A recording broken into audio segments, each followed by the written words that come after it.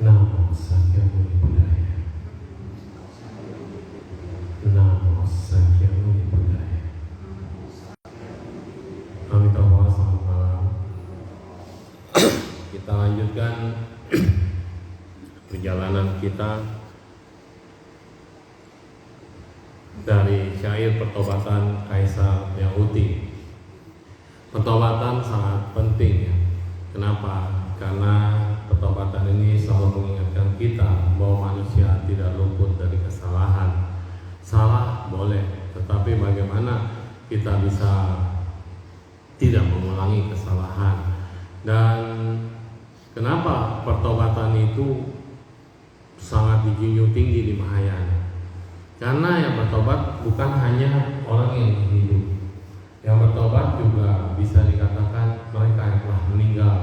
Kita ajak untuk bertobat. Karena semasa hidup belum sempat melakukan kebaikan. Semasa hidup belum sempat bertobat.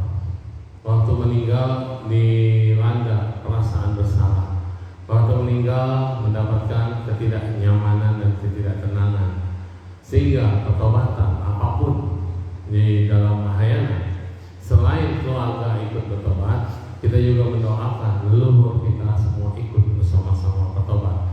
Dan kebanyakan kalau di Mahayana, pertobatan justru diadakan oleh keluarga untuk almarhum atau almarhumah yang sudah meninggal. Jadi sebenarnya yang bertobat adalah keluarga, tetapi sambil mengajak yang lainnya dan leluhurnya ya. Nah, kita masuk ke bab 3. Bab 3 judulnya memang Chanhui. Jadi kita pahami dulu apa yang dimaksud dengan Chanhui atau pertobatan. Ya, pertobatan. Para makhluk suci dengan damai menenangkan pikiran mereka dengan damai. Kenapa damai penting? Karena kalau manusia atau makhluk itu tidak damai, maka selamanya kita terjebak dalam kemarahan, dalam ketakutan, dalam kecemasan. Tapi begitu kata damai, itu sudah mencakup kata tenang, stabil, dan bahagia. Itu kata kunci dari damai. Maka makhluk suci dengan damai menenangkan pikiran kita. Karena yang paling sulit ditenangkan adalah pikiran. Pikiran seperti kuda liar, pikiran seperti monyet, lompat sini, lompat sana. Nah, dengan kebijaksanaan dan kekuatan spiritual mereka. Ada orang punya kekuatan spiritual tapi tidak punya bijaksana. Berbahaya lah. Berbahaya. Maka kalau di sini dikatakan damai, menenangkan pikirannya, lalu dengan kebijaksanaan dan kekuatan spiritual mereka. Mereka mampu menerapkan upaya kausalia atau kemudahan-kemudahan atau fampian-famen dari berbagai pintu dharma untuk memahami sepenuhnya baik karma buruk dari semua makhluk atau karma baik dari semua makhluk. Jadi kalau bertobat itu bukan yang diingat yang buruknya doang, tapi yang baik pun harus dikenang, harus diingat. Dari satu tubuh mereka dapat bermanifestasi menjadi tubuh yang sangat amat banyak. Mereka mampu membuat satu kalpa terasa seperti satu hari. Satu kalpa itu ibaratnya satu bumi dari terbentuk sampai hancur. Itu satu kalpa. Mampu membuatnya seperti satu hari. Dan kemudian mampu memperpanjang satu hari menjadi terasa seperti satu kalpa. Ini manipulasi pikiran kalau kita katakan demikian. Mengapa? Kalau kita lagi boring, bosan, waktu kayaknya lama banget, betul ya? Nah, harusnya waktu yang lama ini harus kita ibaratkan dengan saat kita berbuat baik. Jadi kalau kita lagi happy, kalau kita lagi melakukan kebaikan, harus merasa waktu lama banget sehingga kita bisa melakukan banyak hal. Jangan dibalik. Kalau lagi berbuat baik, kok kayaknya waktu cepet banget ya. Nah terus kalau lagi nggak berbuat jahat, kayaknya buah karma ini lama banget gitu. Jangan dibalik. Jadi kita harus menganggap bahwa waktu ini sebenarnya panjang. Saya bisa melakukan banyak kegiatan. Saya bisa melakukan banyak kegiatan. Nah, kalau di sini contoh Ibu Eko ya, kayaknya kagak pernah capek. Waktunya lompat-lompat terus di mana-mana aktif. Malu kita kadang-kadang ya sama beliau. Waktunya kayaknya enggak habis-habis, waktunya panjang gitu ya. Nah, kita lihat begitu. Jadi dari sini kita lihat kalau lagi memperoleh karma buruk, jangan dibikin panjang. Kayak lama bener gitu kan. Nah, ini manipulasi pikiran. Jika mereka ingin menghilangkan batasan tentang kehidupan, mereka memanifestasikan ketidakmatian. Jadi kayak nggak mati-mati gitu kan. Mereka bisa, orang suci mampu melakukannya. Jika mereka ingin menguak tentang ketidakkekalan, mereka akan memasuki nibbana. Jadi saatnya mereka merasa abadi, tapi mampu merenungkan tentang ketidakkekalan, dan mereka bisa merealisasi nibbana. Ini adalah para makhluk suci yang dengan damai menenangkan pikirannya, memiliki kebijaksanaan dan kekuatan spiritual. Jadi kekuatan spiritual perlu nggak? Perlu. Nah, gimana kita tidak punya kekuatan kalau kita tidak pernah berperilaku spiritual? Perilaku spiritual adalah mengangkat kesadaran kita naik level. Setiap manusia sama bentuknya, iya sama. Maksudnya kayak kita punya mata, punya hidung, punya apa. Tapi kemampuan batinnya tidak sama. Kemampuan belajar bisa sama-sama belajar.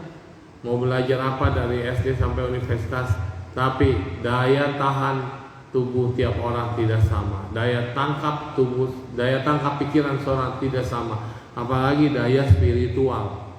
Spiritual tidak sama. Ada yang senangnya bikin ribut, ada yang senangnya damai, ada yang senangnya belajar sesuatu yang membuat manfaat bagi orang lain, ada yang cuma mikirin diri sendiri juga ada.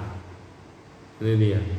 Nah, makanya mereka mampu melakukan banyak hal, bukan untuk dirinya sendiri, tapi bisa melakukan banyak hal untuk orang lain. Kekuatan spiritual dan kebijaksanaan mereka memungkinkan mereka untuk muncul dan menghilang kapanpun mereka mau. Ini hanya untuk orang-orang suci ya, orang-orang yang punya kesaktian. Mereka bisa muncul dan hilang kapanpun mereka mau, karena ada sentung. Tapi sentung yang memiliki智慧, bukan sentung yang tidak ada 智慧, bukan kegaiban atau kesaktian yang tanpa kebijaksanaan, bukan. Mereka bisa bebas duduk berbaring di ruang angkasa atau berjalan di air seolah-olah berjalan di tanah yang kokoh dan tidak terganggu oleh kesulitan atau bahaya apapun. Jadi abinya itu mampu menembus tembok, mampu terbang ke udara, mampu berjalan di atas air. Jadi ini mah hal biasa buat orang-orang kaum pelaku spiritual zaman dulu. Kalau zaman sekarang yang paling namanya pesulap ya, magician. Nah, mereka menganggap keadaan ketenangan tertinggi dari sunyata adalah rumah mereka, kediaman yang luhur. Kembali ke rumah. Mereka selalu digaung-gaungkan, kembali ke rumah, kembali ke rumah. Rumah yang seperti apa? Ketenangan tertinggi dengan kesadaran penuh adalah rumah mereka, atau sunya atau kosong. Mereka benar-benar memahami baik kesunyataan atau keberadaan. Dengan berbagai macam dharma, mereka mencapai kecakapan berbicara dan mencapai kebijaksanaan yang tidak terhalang.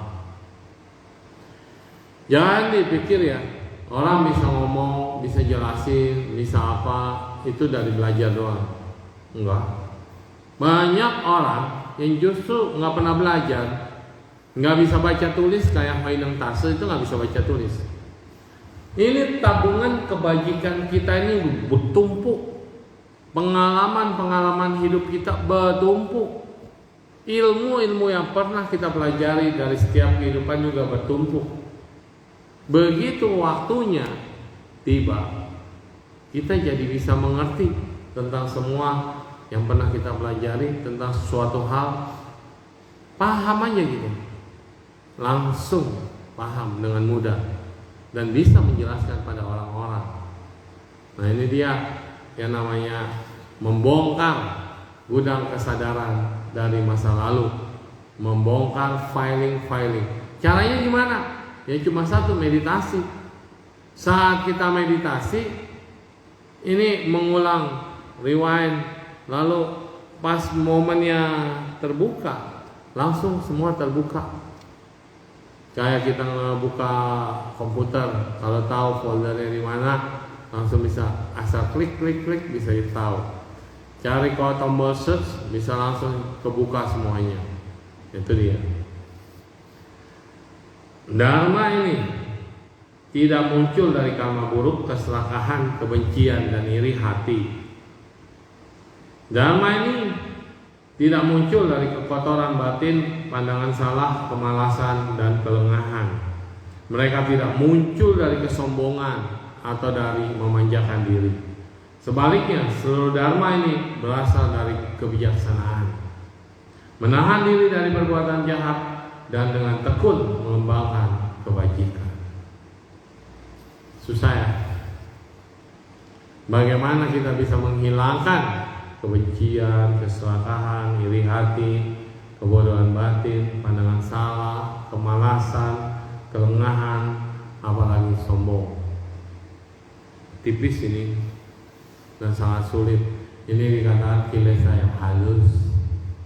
Kilesa yang halus. Sombong juga kadang-kadang nggak kelihatan. Kita merasa kita nggak sombong kok. Saya mah baik-baik aja. Orang-orang bilang sombong amat. Ini benar ya. Nah, kalau seorang yang punya harta, kemampuan, dia pegang tas Hermes ya biasa aja kan. Orang duit dia kok, apa yang sombong? Biasa aja. Emang itu kemampuan dia. Tapi orang bilang, sombong amat, pamer. Nah, kalau orang yang baru kaya, terus pakai yang mewah-mewah, nah itu bohong, mungkin pamer. Kalau orang yang udah dari lahir memang dia berlimpah, itu mah wajar aja. Sama orang yang punya kebaikannya banyak, itu dia nggak sombong. Memang ucapannya seperti itu, perilakunya seperti itu, cara membimbingnya, cara ngajarnya seperti itu, ya nggak harus sombong. Ya, ini halus.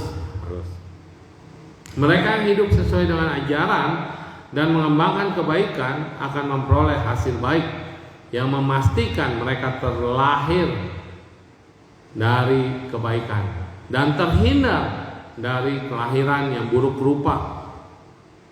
Kenapa ada orang mukanya buruk rupa? Kenapa ada orang mukanya indah, cantik, ganteng? Itu mengerti. Mereka tidak akan sakit, cacat, memiliki banyak penyakit, dirundung dan dihina karena status yang rendah. Setiap perkataan mereka tidak dipercaya orang lain.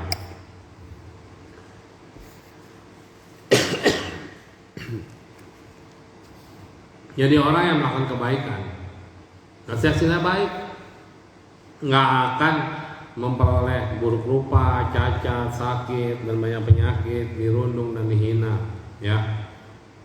Dan ucapannya tidak dipercaya orang, pasti dipercaya orang. Karena kebaikan itulah sebagai pelindungmu. Kebaikan itulah sebagai landasan kita melangkah dan berjalan. Tanpa kebaikan, ya kebalikannya yang tadi yang kita dapatkan. Kami para biksu yang menyusun pertobatan berikrar, jika ada seorang yang hidup sesuai dengan dharma dan tanpa pamrih, mereka terus menerus memupuk kebajikan, dan bila mendapat buah yang buruk, kalau orang baik banget tiba-tiba buah yang buruk, kami akan memasuki neraka awici dan menerima segudang penderitaan. Bagaimanapun tidak ada peluang untuk hal itu terjadi. Jadi ini penyusun kitab ini mengatakan kalau ada orang baik, tapi malah sebaliknya mereka akan mengatakan lebih baik kami masuk awici. Jadi kalau tidak menjalankan ajaran, jadi garansi pada siapapun yang menjalankan kebaikan, buah karmanya pasti akan baik, kecuali karma yang lampau. Kalau karma lampau mah gak ada yang bisa ngomong. kita lupa. Nah, tapi kalau karma sekarang dijamin. Pada hari ini kita bersama-sama mengikuti pelatihan agar kita bisa mencapai tingkat kesucian dan jangan malas ketika bertemu dengan kesulitan. Sebaliknya harus dengan tekun berusaha untuk bertobat sehingga semua kesalahan yang pernah kita lakukan kita bisa menghancurkan. Di sini kesalahan muncul daripada kondisi dan sebab atau sebab dan kondisi. Kesalahan muncul dari sebab dan kondisi. Rushein, rushiyuan. Ini sebabnya, ini akibatnya. Ini sebabnya, maka sebab ini akan memberikan kondisi baru. Demikian. Kesalahan muncul dari sebab dan ada kondisi. Sebabnya apa? Bisa melakukan kesalahan. Oh, karena ketidaktahuan. Oke. Tapi kita nggak tahu, kondisinya tidak ada, itu tidak akan berbuah. Contoh, kita nggak tahu nih mau membenci orang, orangnya nggak muncul-muncul, bisa berbuah nggak? Enggak, karena kondisinya nggak ada. Tapi kalau kita mau benci orang, orangnya muncul, terus ada kondisi yang panas, bisa keluar nggak tuh kata serapah, cacian, makian? Ini ya kondisi, sebab dan kondisi, dan akan lenyap karena sebab dan kondisi juga. In yan shuo sheng fa, in yan shuo mie. Jadi sebab dan kondisi muncul, dia juga akan lenyap, ya, lenyap. Kita adalah makhluk yang belum mencapai pencerahan dan terus-menerus kebingungan. Jika kita tidak bergantung pada pertobatan, maka tidak ada jalan lain yang membawa kita bisa keluar dari keduniawian. Marilah kita memunculkan pikiran-pikiran yang teguh dan tekad yang kuat untuk menyatakan pertobatan.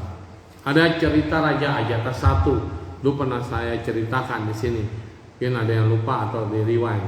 Ajatasattu adalah yang ingin berkuasa terhadap Raja Bimbisara. Jadi Bimbisara ini sampai usia yang sangat tua masih menjadi raja, belum menyerahkan kepada putra mahkota. Ajatasattu termakan hasutan oleh Dewa Datta sampai akhirnya membunuh ayahnya pelan-pelan dengan tidak kasih makan dan minum kepada ayahnya, sehingga Ratu Widehi, ya, yang kesayangan raja, itu melumuri badannya dengan madu supaya raja bisa punya power dan semangat. Raja tahu, pangeran tahu kok rajanya nggak mati-mati. Diperiksalah ratu, ternyata dulu bawa makanan sudah nggak boleh. Badannya dilumuri madu juga nggak boleh. Dan bahkan sampai akhirnya diputuskan untuk bertemu. Akhirnya begitu raja bertanya kepada ibunya bagaimana tentang dirinya dulu, seperti apa waktu masih kecil, dan diceritakan dulu kamu punya bisul yang sangat besar sekali dan ayahmu mengisap nanahnya bahkan menelannya. Walaupun ayahmu sudah tahu kamu adalah duri yang muncul dalam keluarga ini bisa menghancurkan, tapi ayahmu mempunyai cinta kasih. Akhirnya Raja Ajatasattu tersentuh dan menangis. Saat itu udah tidak keburu, udah lai puci. Saat itu semua sudah berlalu, udah nggak keburu. Dia pulang, dia tanya ayahnya, jangan dihukum. Ternyata ayahnya udah meninggal. Karena kesalahan itulah harusnya ia menerima buah yang berat. Namun ia merasa menyesal dan bertobat atas kejahatannya. Akhirnya ia menerima buah karma buruk yang lebih ringan. Dan lebih jauh lagi, pertobatan Dharma ini membantu semua praktisi untuk mencapai kedamaian dan kebahagiaan. Jadi Ajatasattu karena membunuh ayah, harusnya dia terlahir di Awici, tapi dia lahir di satu level di atas Awici. Ya tetap aja neraka berat ya. Nah, tapi nggak sampai yang dalam, karena beliau dihasut. Jika kita dapat merenungkan dan melihat ke dalam diri kita sendiri dengan sungguh-sungguh, menunjukkan ketulusan, bernamaskara dan bertobat, berlindung pada 3 permata, beraspirasi mencapai pencerahan tanpa pernah mundur. Bagaimana mungkin kita tidak mendapatkan respon dari para Buddha? Kita harus merasa takut kalau buah karma buruk kita tidak pernah hilang sedikit pun. Artinya karma buruknya menumpuk banyak sekali dan tidak berbuah. Seperti bayangan mengikuti bentuk atau gema mengikuti suara. Nah, kalau karma buruknya terlalu banyak, waduh, bayangan mengikuti kita, ya, nggak pernah berhenti. Karena itu kita harus bersusah payah melakukan pertobatan. Marilah kita bernamaskara dengan menyebut para Buddha dengan sungguh ketulusan, dan kita mengundang para Buddha untuk memberkati kita dari kejauhan. Semoga dengan ulas asih agung yang mencakup segalanya, Kau bisa menyelamatkan kami dari berbagai kesulitan dan memancarkan cahaya murni secara luas sehingga melenyapkan kekotoran batin dan kegelapan batin. Jadi dari dulu Sang Buddha selalu bicara tentang terang dan gelap. Semua pasti terlibat dalam kegelapan. Kita ini sedang sakit, kita ini sedang diliputi kegelapan batin.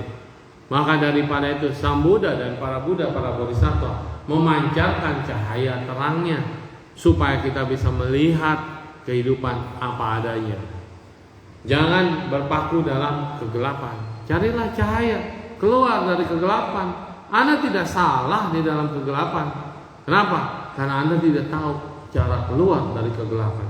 Maka para Buddha dan para Bodhisattva memancarkan cahayanya agar Anda bisa mengikuti kemana cahaya itu berada dan Anda keluar dari kegelapan. Kayak kita berada dalam goa, kita mencari jalan keluar. Tapi begitu ada setitik cercah cahaya dari luar, nah Anda ikutin terus jalan cahaya itu, Anda pasti akan keluar. Itu dia. Lalu bernamaskara kepada banyak Buddha, ya. Nah, sebutkan banyak Buddha di sini. Ini adalah pertobatannya. Lalu kemudian berlindung pada Sang Triratna, ya, dan mengharapkan semua makhluk di 6 tingkat dan 4 jenis kelahiran bisa mencapai kemurnian dan kesempurnaan dan menyatakan pertobatan. Kami para murid sejak waktu yang tidak berawal dan hari ini kami telah dihalangi oleh kegelapan batin. Dari waktu yang tidak ada awal, kita selalu diliputi oleh kegelapan batin, terbebani oleh nafsu keinginan, terikat oleh kebencian dan kemarahan, terjebak dalam jaring kebodohan batin. Karena itulah kita terus menerus berputar dalam 3 alam. Jadi bukannya dikutuk saudara bapak ibu saudara sekalian, bukan karena kita melakukan pelanggaran atau salah. Kita ini memang pada dasarnya diliputi oleh kegelapan batin. Nah, ada dasarnya tidak lepas dari nafsu keinginan. Pada dasarnya masih ada kebencian dan kemarahan. Maka kita muter-muter terus. Sang Buddha nunjukin tuh masalahnya di situ. Padamkan kegelapan batin, kebodohan batin. Bijaksanalah, carilah cahaya keluar dari sana. Maka Anda akan menemukan Anuttara Samya Sambodhi. Jadi Anuttara Samya Sambodhi atau kebodian atau kebudahan itu ada di dalam diri setiap makhluk. Tinggal terbuka atau belum. Kalau ini udah terbuka, Anda kan masa damai, masa tenang, masa bahagia. Tapi kalau masih diliputi angkara murka, ya ini nggak bakalan beres.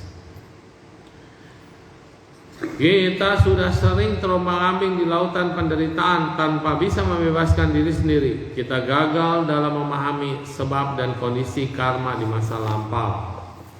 Kita telah menghancurkan kehidupan murni dari diri sendiri maupun orang lain. Apa yang dimaksud dengan kehidupan murni? Kehidupan murni adalah kehidupan tanpa kebencian, kehidupan tanpa keserakahan, kehidupan tanpa hawa nafsu. Ini adalah kehidupan murni. boleh dikatakan kehidupan monastik, tapi monastik sendiri ya masih ada sifat-sifat itu ya. Kehidupan murni itu benar-benar terbebas dari segala macam pikiran-pikiran jahat. Kita merusak tingkah laku murni kita maupun orang lain. Kita telah melanggar kemurnian sila dan menyebabkan orang lain juga melanggarnya. Untuk semua perbuatan buruk yang tak terukur yang kami lakukan, harusnya kami merasa malu dan menyesal, menyatakan bertobat dan berubah, memohon agar dihancurkan. Kami para murid sekali lagi dengan tulusan mendalam penama skala. Dengan waktu yang tak berakhir dari awal maupun sampai akhir, kami para murid telah melakukan 10 perbuatan buruk melalui tubuh, ucapan, dan pikiran. Melalui tubuh, kami melakukan mencuri, membunuh, dan melakukan hubungan yang menyimpang. Melalui ucapan, ini 3 ya, yang tubuh 3 ya, tubuh. Melalui ucapan, kami telah berbohong. Kami mengucapkan omong kosong, berbual, omong kosong. Kami melontarkan ucapan memecah belah, dan mengutarakan ucapan-ucapan kasar. Ada 4 lewat ucapan. Apa aja? Berbohong, terus omong kosong, memfitnah, caci maki, dan memfitnah atau mengadu domba dan mencaci maki atau ucapan kasar. Ini adalah 4 lewat mulut. Tadi 3 lewat badan, membunuh, mencuri, asusila. Lewat mulut ada 4, itu berbohong, tidak omong kosong, tidak berfaedah, memfitnah, memecah belah, adu domba, dan kasar. Melalui pikiran nih, kami telah memendam keserakahan, kebencian, dan kebodohan batin. 3, 4, 10. Ini adalah 10 perbuatan karma buruk atau dasa aku salah karma melalui mano, pikiran, waca, ucapan, dan kaya atau badan jasmani. Nah 10 ini adalah penting. Ketika kita menghindari 10 perbuatan ini, bebas. Nabi Musa mengeluarkan 10 larangan, ya kan? Sama, mirip. Tidak membunuh, tidak mencuri, tidak berbuat asusila, tidak berbohong, tidak berdusta, ya kan? Nah, terus tidak serakah, tidak membenci, dan tidak melakukan kebodohan batin. Kalau kebodohan batin, hanya Buddhis yang banyak menekankan pada awija atau uming, ya. Karena Buddhis menekankan pada kebijaksanaan. Dan kebijaksanaan ini tidak muncul dari luar. Kebijaksanaan ini dari dalam diri. Sadar, bangun, awake. Maka ketika kita disadarkan dan kita terbangun dan kita terjaga, inilah yang namanya KU atau pencerahan, ya, kebijaksanaan. Kami sendiri telah melakukan 10 perbuatan buruk ini, bahkan mengajarkan orang lain untuk melakukannya. Kami memuji 10 dharma tidak baik dan memuji mereka yang mempraktekannya. Kami memuji 10 dharma tidak baik dan memuji mereka yang mempraktekannya. Maksudnya menyuruh dan melakukan orang-orang yang salah. Senang, oh bagus, membunuh bagus, mencuri bagus. Nah ini artinya seperti itu, salah ya. Dari ruangan satu pikiran kami melakukan 40 jenis kejahatan. Jadi dari pikiran dibagi 40 jenis kejahatan. Untuk semua kesalahan tidak terbatas yang telah kami lakukan, kami sekarang menyatakan pertobatan dan perubahan atas itu semua, serta memohon agar mereka dihancurkan. Dari waktu yang tidak berawal sampai hari ini kami bergantung pada 6 landasan indria atau 6 indera, yaitu panca indera dan pikiran. Menggunakan 6 kesadaran indera dan menggenggam 6 guna.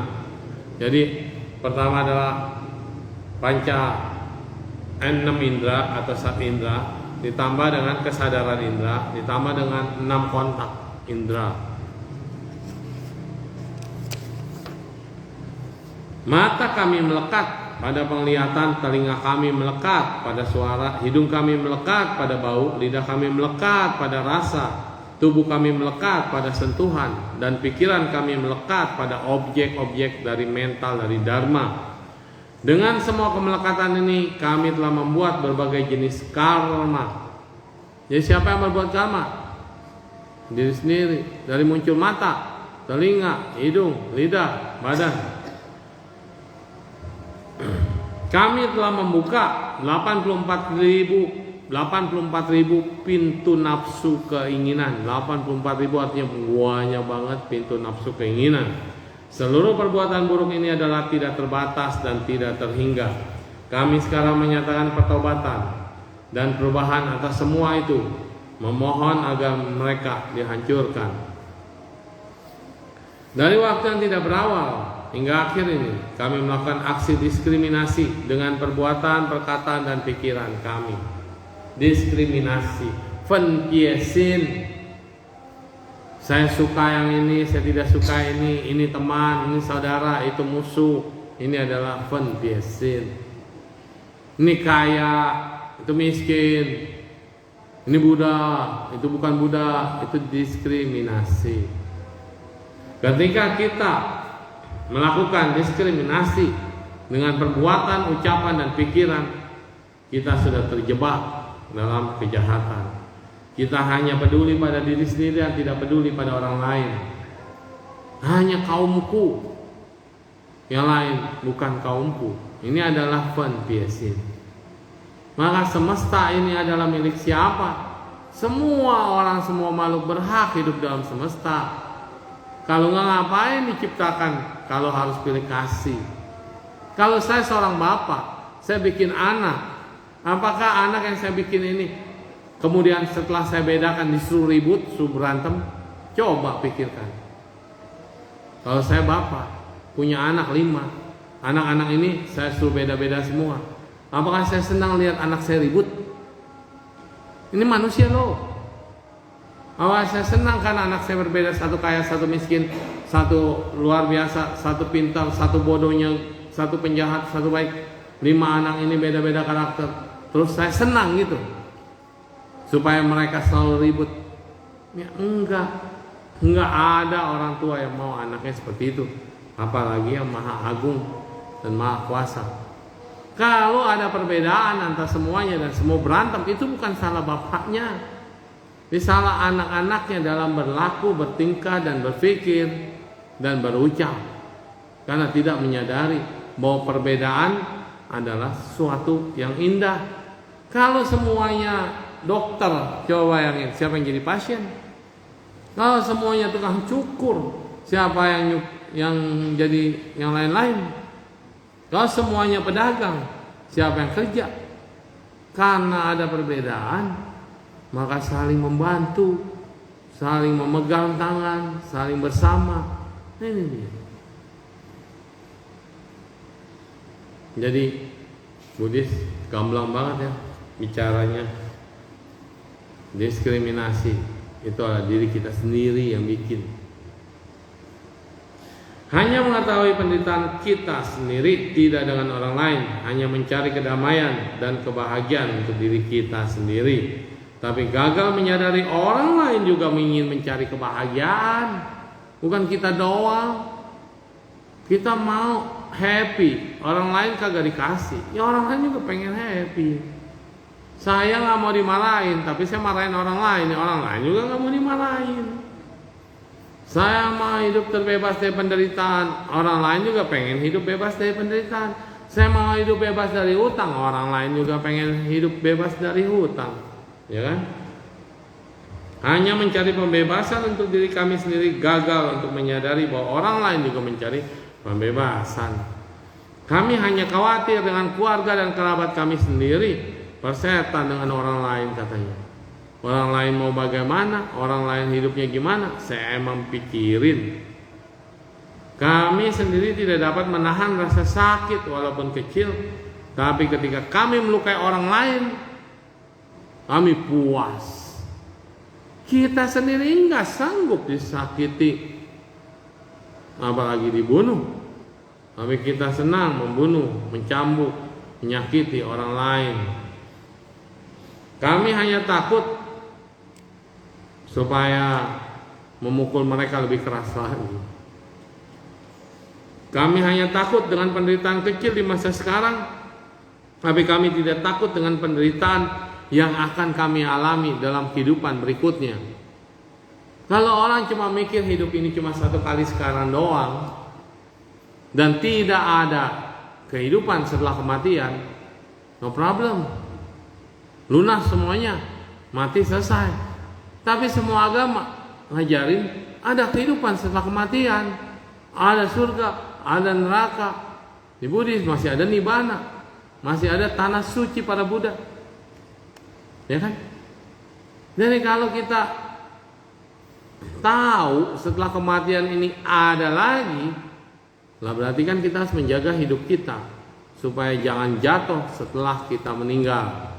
Kan semua orang pengennya happy, semua orang maunya bahagia, semua orang maunya masuk surga. Betul. Nah itu dia. Tapi kalau di Buddhis, kalau Anda tahu ada kehidupan setelah kematian dan sekarang adalah kehidupan dari sebelum kematian, ini adalah kehidupan mendatang, ini adalah kehidupan masa lalu. Maka Buddhis mengatakan kalau ada kehidupan masa sekarang, berarti ada kehidupan masa kemarin. Maka jawabannya beres. Kenapa ya ada orang dekil, ada orang miskin, ada orang kaya, ada orang susah? Kalau kehidupan ini dari nol, kenapa semua orang tidak sama? Ada yang lahir cacat, ada yang lahir sempurna. Kan dia nol, berarti rugi dong yang cacat, rugi dong yang dilahirkan miskin, rugi dong yang dilahirkan tidak sempurna. Oh ada hiburannya. Oh itu cobaan. Kamu kalau kuat menghadapi ini, no problem ke depannya. Kamu dipilih. Ya kalau di Buddhis tidak mengatakan hiburan seperti itu. Yang kita peroleh sekarang adalah sebab dari yang ditanam di masa lalu. Karena ada kehidupan di masa lalu, yang baik akan lahir lagi baik, sempurna. Yang tidak baik menderita. Yang baik akan memperoleh kebaikannya, yang tidak baik akan memperoleh akibatnya. Dan yang kita lakukan sekarang ini akan menjadi buah berikutnya yang akan kita dapatkan mendatang. Jadi mau masuk surga, mau masuk neraka, atau mau jadi manusia lagi, ini semua adalah rekayasa hidup kita. Jadi hidup ini harus direkayasa. Benar nggak? Coba kalau biarin ngalir aja, nggak ada orang yang mau berbuat baik, nggak ada orang yang mau ibadah, nggak ada orang yang mau saya harus berubah. Nggak ada rekayasa dalam hidup. Karena kita cenderung melakukan kesalahan dibanding pembenaran. Kita cenderung mengeluarkan kata-kata yang kasar dan kotor dan gosip dibanding yang baik, pujian dan yang sesungguhnya. Itu dia. Maka harus direkayasa hidup yang sekarang direkayasa untuk membentuk hidup yang akan datang. Karena diskriminasi dalam pikiran kami mau mengembangkan pikiran yang membedakan antara diri kami sendiri dan orang lain. Ini Venpiesin. Saya agung, saya mulia, itu hina dina. Pikiran yang membedakan antara teman dan musuh. Untuk teman saya bela-belain, untuk musuh hajar, lakukanlah yang supaya dia hancur. Ini Venpiesin. Padahal ya kadang-kadang dalam hidup ini lucu loh. Yang menyelamatkan Anda belum tentu teman Anda. Bisa jadi musuh Anda lah yang menyelamatkan hidupmu. Dan yang membuat kita semakin kuat, yang membuat kita semakin bijaksana, yang membuat kita semakin tegar, itu bukan teman, tapi musuh. Karena musuhmu membuat batinmu kuat, musuhmu membuat kamu lebih sabar, musuhmu membuat kamu terbebas dari ujian-ujian yang harusnya kamu hadapi. Tapi kalau teman cuma backing-backingan aja, cuma fine-fine nyuruhin. Kalau kita lagi happy didengerin, kalau kita nggak happy belum tentu teman didengerin. Nah ini dia. Kadang-kadang yang nyelamatin kita musuh kita. Bahkan yang menjerumuskan kita kadang-kadang teman kita. Selagi masih berteman, dia memang teman. Setelah tidak berteman, dia musuh. Karena semua rahasiamu ada di dia. Dan ketika seseorang sudah jadi musuh, yang ada ialah kehancuran. Mereka yang menyembunyikan benci kepada kita memenuhi 6 tingkat alam. Semua kesalahan ini adalah tidak terbatas dan tidak terhingga. Kami sekarang menyatakan pertobatan dan perubahan atas itu semua. Mohon agar ini semua bisa dihindari. Ya, terus bernama sekarang. Dari waktu yang tidak berawal hingga hari ini, karena pikiran dan pandangan yang kami miliki terbalik. Tian tao mengsiang namanya. Tian tao. Apa yang kami pikirkan terbalik. Jadi orang jahat bisa jadi baik banget, orang baik bisa nyebelin banget. Nah, sering begitu kan? Tuh, ayo kita beribadah, ayo kita pergi. Enggak lah, masa? Tuh orang, nih gua kasih rezeki, ini boleh hasil korupsi ya, diam-diam aja ya. Dipuji mah. Nah ini ya, terbalik. Kami telah menjauh dari penasehat yang baik dan bijaksana. Kami lebih memilih penasehat yang buruk sebagai sahabat. Apa yang dimaksud dengan sahabat atau kalian mita? Kalian adalah yang baik, mita adalah sahabat yang baik. Kita sahabat yang benar, itu pasti akan membuat Anda menderita. Kenapa? Harus suruh bertobat, harus disuruh berdana, harus disuruh melakukan kebaikan, harus bersabar, harus jalan-jalan yang baik. Nah ini kan penderitaannya. Kalau teman-teman yang nggak happy semua gratis free, itu dia. Sahabat yang baik akan menyiksa Anda, betul. Tapi menyiksa kehidupan sekarang untuk bertobat, untuk berbuat baik dan membuat kehidupan mendatang menjadi lebih cemerlang. Dibanding Anda sekarang diangkat-angkat, Anda sekarang dihormati, tapi mendatang Anda akan jatuh ke bawah. Gitu. Kami membelakangi jalan mulia berunsur 8 dan mempraktekkan 8 praktek pandangan salah. Ya, kebalikan dari jalan manusia berunsur 8. Ini kemarin dari bahas, diingetin sekali lagi. Umat Buddha harus hafal. Hafalin ya. Ini roda dharma, ada 8 ruas dan 8 ini disebut 8 unsur jalan utama. Jadi jalan yang satu terdiri dari 8 unsur. Jalan inilah yang akan membawa Anda pada pembebasan. Yang pertama adalah pandangan benar. Jadi kalau kita melihat buka mata, apa dulu yang kelihatan? Pandangan benar. Pandangan benar bukan berarti apa yang Anda lihat, tapi apa yang Anda mengerti tentang cara pandang, point of view, cara berpikir, cara berpandang, cara pandang dulu. Karena cara berpikir ada nomor 2. Pertama adalah pandangan benar, betul? Setelah pandangan yang dilihat, yang kelihatan, baru masuk ke dalam pikiran. Ini yang kedua. Pandangan benar, maka pikiran benar. Kalau pandangannya udah salah, maka pikiran yang jahat. Jadi memandang yang baik, berpikir yang baik. Ini 2 penting. Inilah kunci daripada kebijaksanaan. Ini yang dibilang wisdom. Pandangan apa yang benar? Pandangan bahwa hidup manusia diliputi oleh karma. Ada sebab, ada akibat. Pandangan apa yang benar? Bahwa pandangan bahwa kita ini muter-muter dalam 12 mata rantai yang saling bergantungan. Pandangan ini mengakibatkan ini mengakibatkan ini, mengakibatkan ini. Pandangan apa lagi yang benar? Bahwa pandangan ini kalau duka ini lenyap, maka akan ada jalan kebebasan. Ini pandangan harus benar. Pikirannya harus memunculkan pikiran baik yang belum muncul. Mempertahankan pikiran baik yang sudah muncul. Itu pikiran. Pikiran benar, tidak berprasangka buruk. Ya. Pikiran. Ya, pikirannya harus benar. Lalu kemudian dari mulut, yaitu ucapan benar. Yang tadi dibagi 4. Apa aja tadi? Masih ingat? Ucapan benar adalah tidak berbohong, tidak omong kosong, tidak memfitnah, mengadu domba, tidak kasar. Ya, ini ucapan. Jadi ucapan harus benar. Yang ketiga, yang keempat, perbuatan benar. Jadi yang dua pertama jelas dari pikiran, yang tiga adalah dari ucapan. Nah, yang keempat adalah perbuatan benar. Yang kelima, mata pencaharian benar.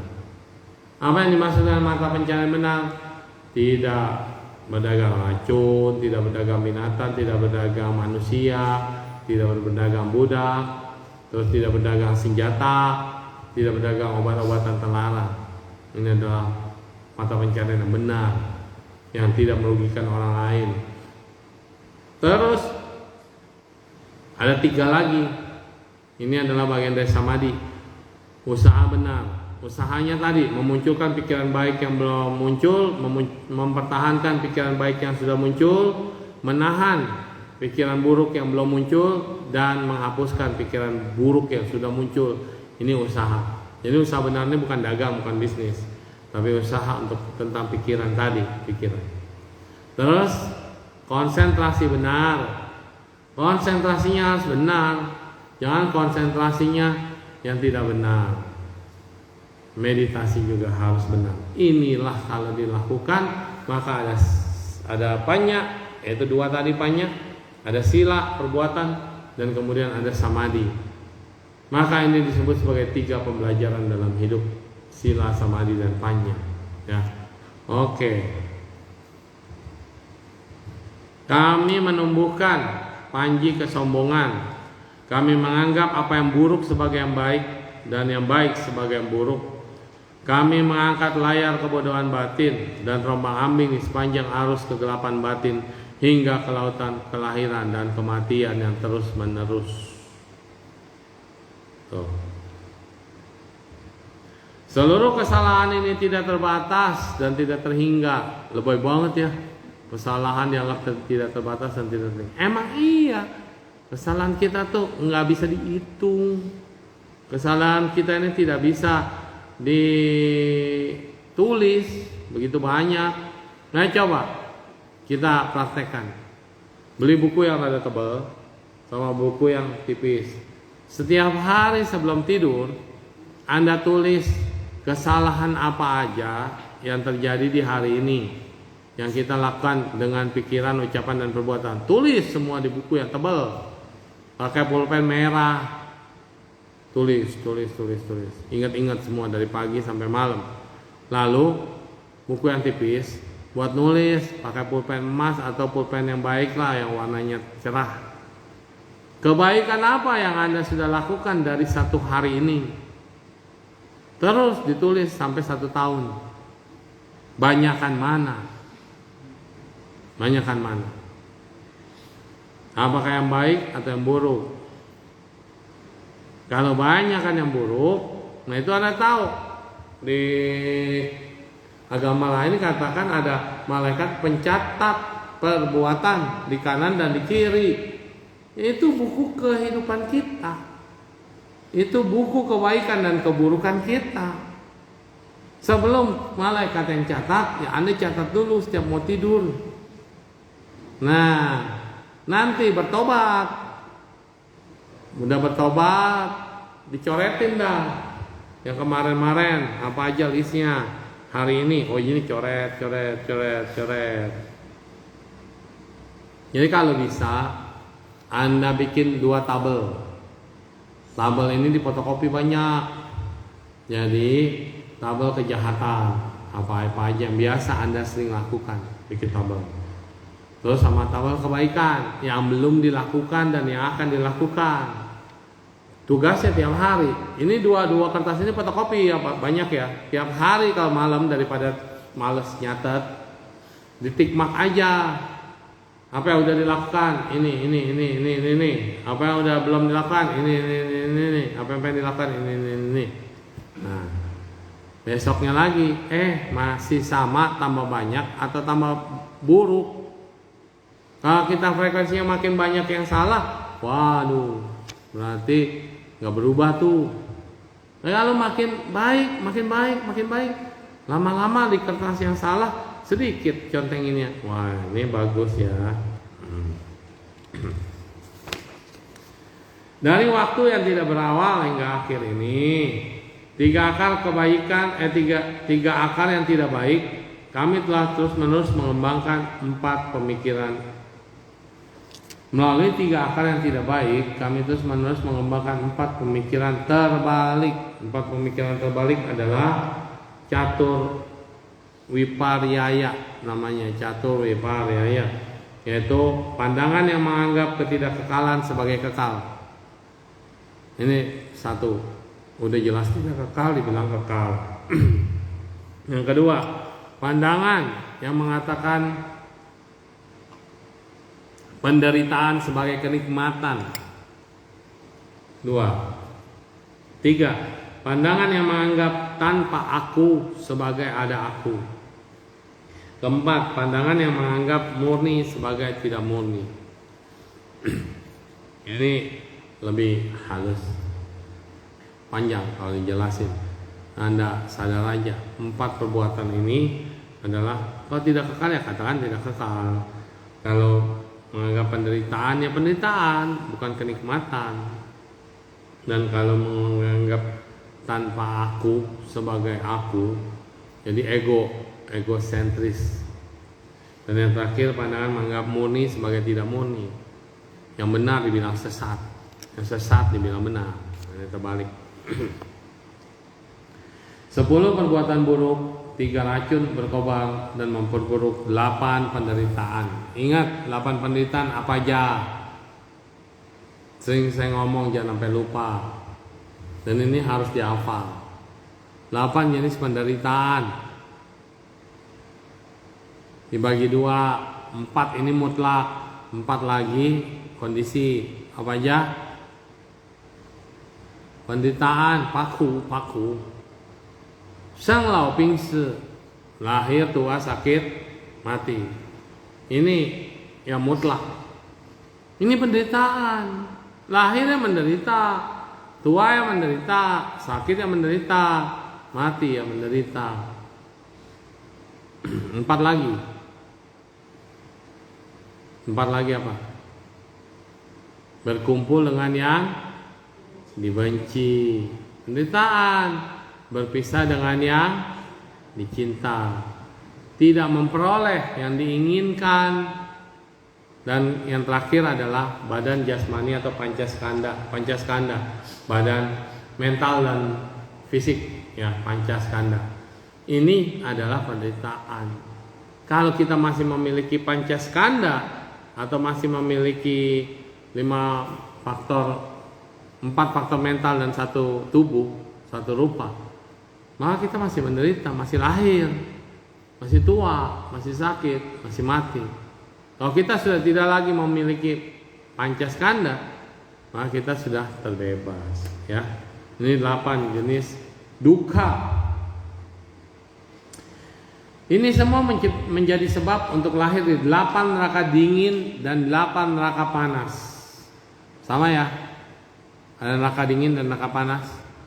Nah, 84.000 neraka kecil, banyak banget. 84.000 neraka kecil. Mereka juga menciptakan sebab untuk menjadi binatang, setan, manusia, atau para makhluk surgawi. Itulah kesalahan-kesalahan.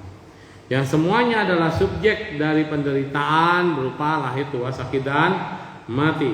Mengalami penderitaan tanpa batas di 6 tingkatan alam. Yang mana seluruh penderitaan ini sangat menakutkan sampai tidak mampu dilihat dan didengar. Lahir jadi manusia, emang menderita? Enggak kok, happy ya, bahagia. Lahir jadi binatang, menderita? Enggak tuh, anjing saya makannya enak-enak, salonnya bagus. Itu lumba-lumba damai banget kayaknya. Burung terbangnya bebas. Enggak semua binatang menderita, tapi kelahiran sebagai binatang ada penderitaan karena kebodohan. Semua perbuatan buruk tidak terbatas dan tidak terhingga, sehingga saya melakukan pertobatan.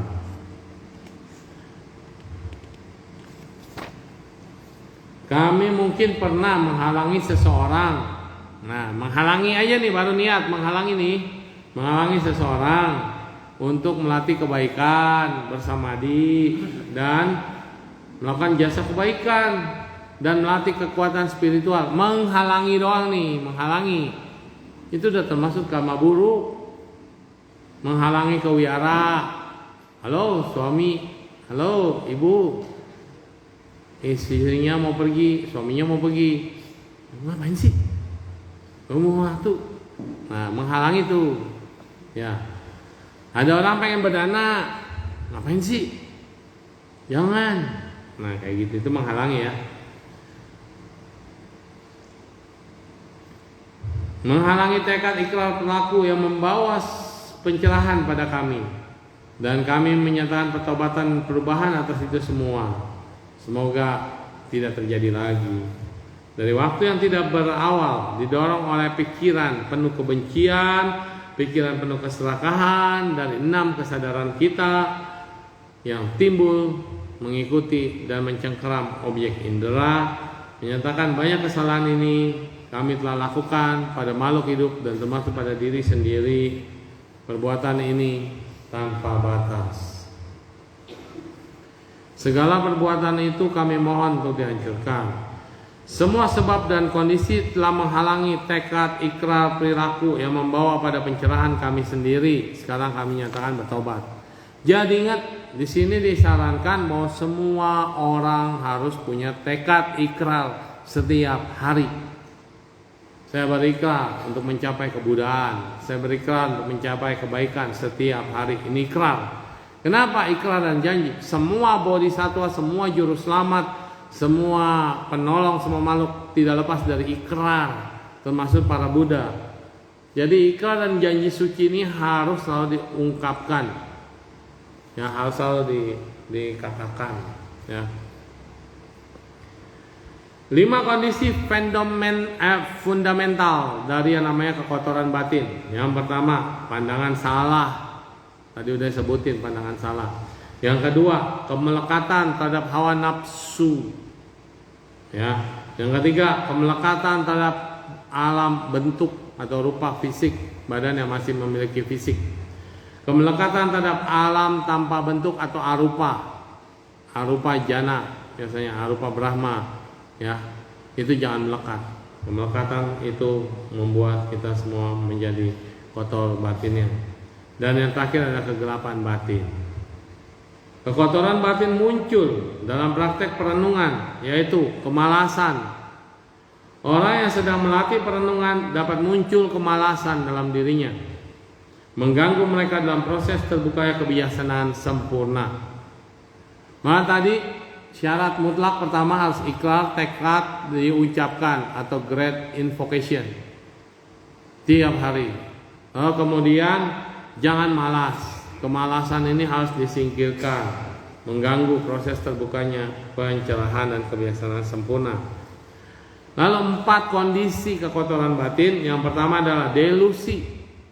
Delusi bahwa segala sesuatu yang saya lihat benar, padahal itu salah. 2, tanha, nafsu keinginan. 3, nafsu keinginan alam bentuk dan nafsu keinginan tanpa bentuk. Ya, 4 ini sama seperti kondisi kemelekatan. Lalu 5 rintangan.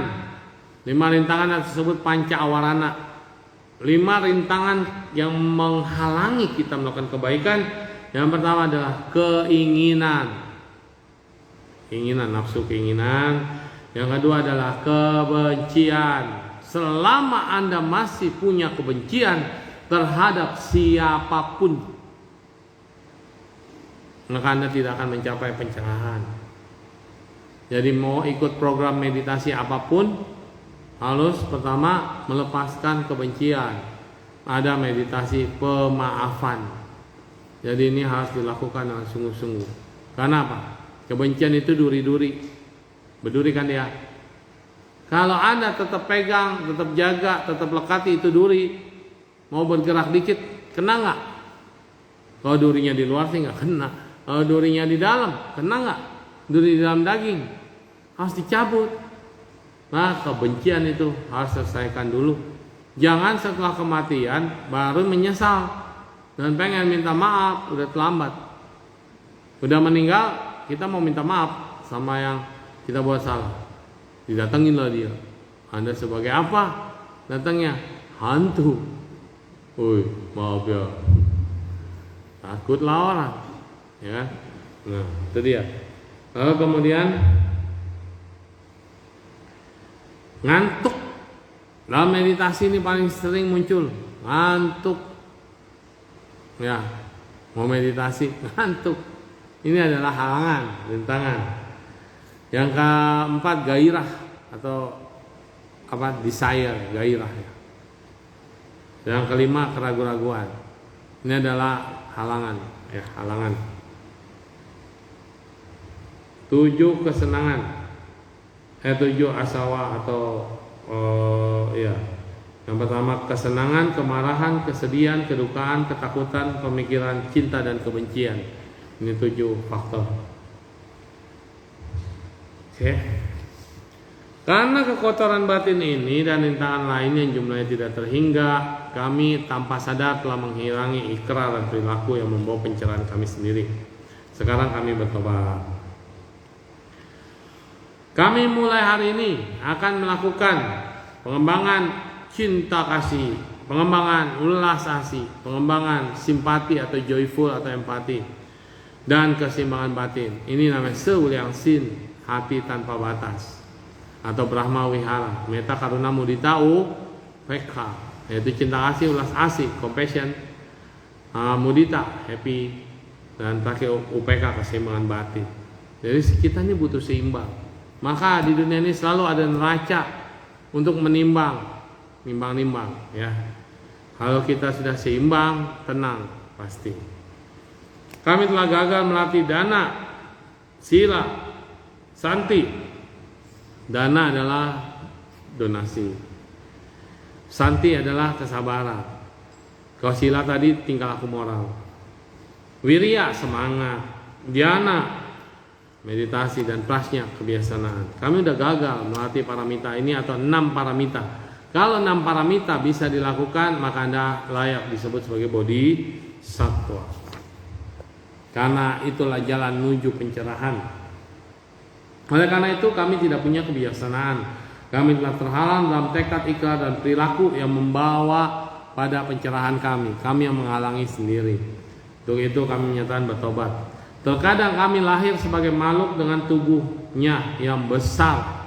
Makhluk tubuh besar apa? Gajah, sapi, kerbau, ya, monster, dinosaurus, ya. Terus genderuwo, jin, asura, catur marajika juga tubuhnya besar, melahap satu sama lain. Terkadang kami terlahir sebagai makhluk dengan tubuh kecil, melahap satu sama lain. Demikian kami telah melakukan kejahatan yang tak terhingga dari karma buruk pembunuhan. Ya, ini harus kami sesali. Pertama kali kami memiliki kesadaran hingga hari ini. Kami telah menjadi subjek dari 4 jenis kelahiran dan 6 alam dengan melakukan berbagai kejahatan. Semua Buddha dan para bodhisattva mengetahui hal ini dan mengajarkan supaya kami melihat kesalahan yang kami pernah lakukan dan bertobat. Nah, intinya ini adalah pertobatan, dan pertobatan. Oke, minggu depan kita libur. Minggu depan ada penceramah hebat juga. Ajak teman-teman, saudara, semua keluarga, ya, Ibu Nancy Madulia. Nah, ya saya undang di Jakarta, bela-belain mau datang karena kepingin berbagi ilmunya banyak. Jadi disimak aja, ya. Bu Nancy, jangan lupa Bu Nancy Maduli, ya. Oke, untuk di sini sampai sini ada pertanyaan. Yang di rumah yang masih mengikuti ada mau bertanya, silakan. Ya, mitofosu wai miao. Ya.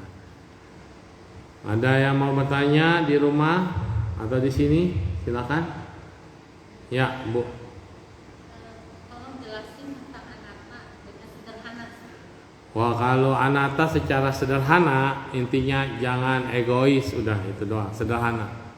Kalau mau lebih dalam, atta ini adalah aku, wo, seman. Kita menganggap diri kita yang paling hebat, menyayangi diri sendiri, saya yang paling, pokoknya saya lah sombong. Cintanya hanya buat diri sendiri. Itu wo, aku. Atta itu bisa dikatakan roh, saya punya roh yang terus kesinambungan atau roh yang kekal. Nah, anatta adalah nggak ada roh sebagai subjek yang mengendalikan kita. Kita ini semua dikendalikan oleh kesadaran. Kesadaran itu ada yang baik, ada yang enggak. Disimpan dalam gudang kesadaran.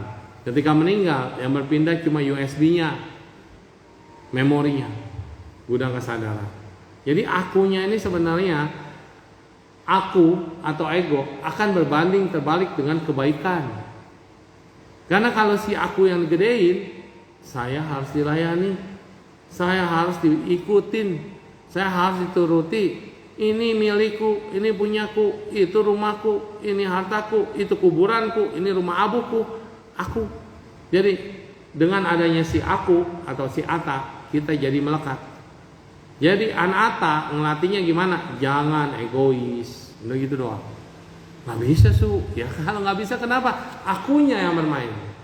Harga diriku, punyaku, semuanya. Jadi kalau kita bisa tanpa aku, kita tidak terlalu pusing. Ini yang simpel, yang gampang. Kalau mau yang rumit, panjang.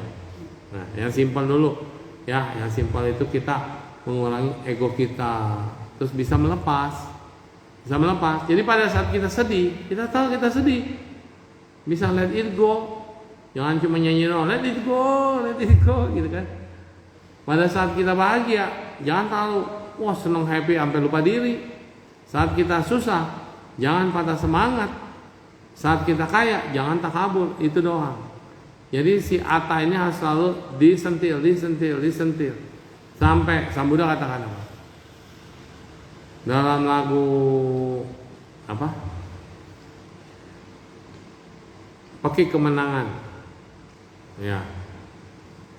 Balok utamamu telah dihancurkan, batin mencapai keadaan tanpa diri, tanpa aku, tanpa atta.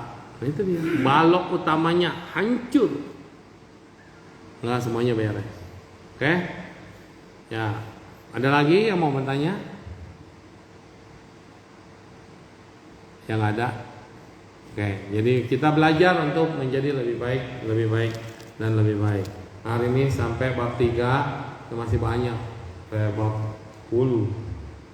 Ya, bab 10. Tapi saya ambil intisari yang penting, jangan dilupain. Karena ini dengan membaca pertobatan ini udah pelajaran Fosheyen. Ini belajar kita di STAB di mana? Ini poin-poinnya ada semua di sini. Emang syairnya pertobatan, dia syair. Tetapi yang ngomongin ini adalah pelajaran Buddha Dhamma yang udah dirangkum. Jadinya enak belajarnya ya. Man lai ya, happy semuanya. Semoga kita semua berbahagia. Besok kita lanjutkan ya, besok kebaktian Capgo ya, besok pas bulan kita lanjutin. Terus nanti tahun depan saya juga udah ngatur setiap hari tanggal merah di hari biasa kita ada retret meditasi 1 hari ya, one day retret. Nanti tahun depan yang ada tanggal merah di hari biasa ya, kita coba kita bikin meditasi rutin lagi ya. Saya semuanya amitofo. Tadi tahu gati-gati para gati para samgati beriswa. Tadi tahu gati-gati para gati para samgati beriswa. Tadi tahu gati